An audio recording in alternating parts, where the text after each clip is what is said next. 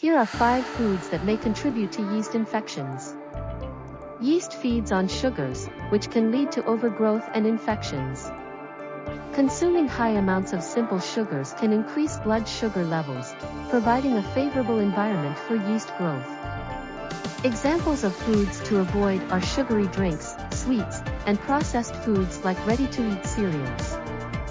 Foods and drinks fermented with yeast, such as beer and some types of bread, can potentially increase yeast exposure in the body.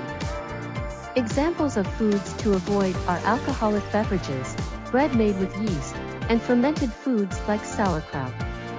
Some dairy products, especially those that are not pasteurized or are high in lactose, can contribute to yeast overgrowth. There have been cases where dairy products were linked to yeast infections, particularly in immunocompromised individuals. White flour and glutinous grains can break down into simple sugars during digestion, potentially feeding yeast. Examples of foods to avoid are white bread, pasta, and processed snacks made from refined grains. Processed and high-carb foods often contain high amounts of artificial sugars and refined carbohydrates, which can disrupt the body's microbial balance and promote yeast growth. Examples of foods to avoid are fried foods, junk foods, and processed snacks.